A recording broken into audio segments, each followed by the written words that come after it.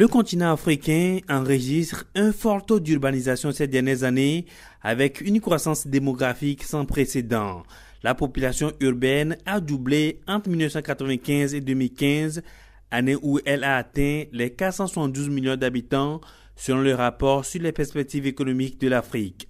La vague actuelle d'urbanisation est à la fois plus ample et plus rapide. D'après les projections, d'ici à 2030, 50% des Africains vivront dans des villes. Cette urbanisation devrait même se poursuivre avant de se stabiliser à près de 56% en 2050. Le Togo fait partie des pays en développement qui connaissent ce fléau.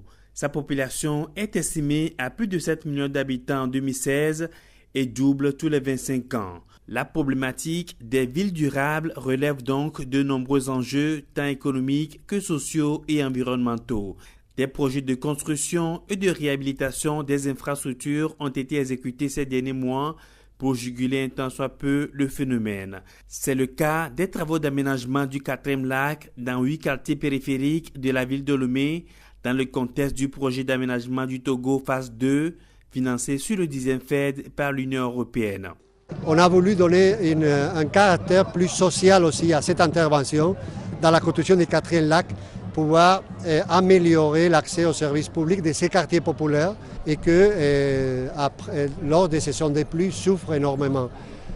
Je pense aussi qu'il y a eu un message en faveur que nous devons tous travailler ensemble, autorités et partenaires, pour maîtriser d'une certaine manière la croissance de la ville de Lomé.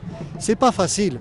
Maîtriser l'urbanisation d'une grande ville comme Lomé, avec la croissance démographique qui a les Taureaux, avec la croissance des gens qui se déplacent vers la ville. Donc je pense que c'était aussi un message de dire si nous travaillons ensemble, on pourrait surmonter ces grands défis. 300 000 habitants seront ainsi à l'abri des inondations récurrentes vécues dans ces quartiers. Avec ce projet, pour ne pas dire 100%, je crois que notre zone sera sauvée des inondations. Parce qu'un certain de plus, si vous venez ici, avec tout ce que nous vivons, ma foi, c'est du calvaire. Et c'est avec des pirogues et des moyens de fortune que nous prenons pour se démerder. Ce projet, exécuté par la société française Eiffage, va durer 2 ans et est reparti en 3 composantes.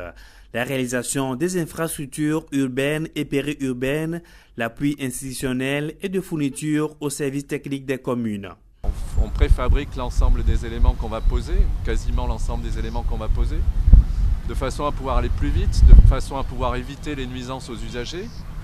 Donc c'est une installation moderne. On veut travailler ici comme on a travaillé au Sénégal depuis un certain temps, c'est-à-dire avec les meilleures pratiques, celles qu'on peut pratiquer en Europe. Dans le centre-ville, comme dans les quartiers périphériques de Lomé, les travaux vont bon train.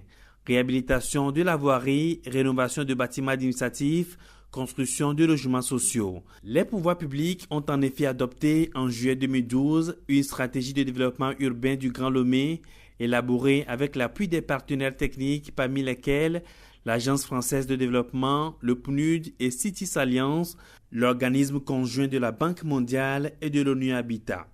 Le Togo a connu des inondations qui ont laissé malheureusement sur leur passage désolation au niveau des sites sur lesquels ce fléau a été constaté. Donc pour mettre les populations à l'abri, le gouvernement togolais, en partenariat avec l'Union européenne, a engagé des travaux d'aménagement des 4 lacs. Et ça, je voudrais préciser que les travaux vont porter sur une surface de plan d'eau de 106 hectares avec environ à plus de 36 km linéaires de canaux qui vont être montés pour drainer les eaux de pluie vers la mer.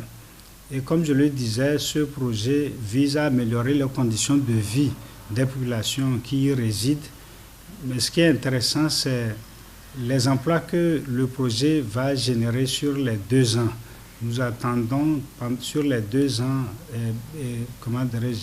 une création d'emplois de l'ordre de 300 postes qui vont être montés tout au long du projet. Le plan prévoit ainsi le renforcement des infrastructures de base dans le cœur historique de la capitale où, par exemple, plusieurs bassins artificiels d'assainissement ont été construits à des endroits stratégiques afin de faciliter l'évacuation des eaux, surtout en période de fortes pluies. À cela s'ajoutent d'autres projets, notamment le PURISE, financé durant 5 ans par la Banque mondiale à hauteur de 50 millions de dollars.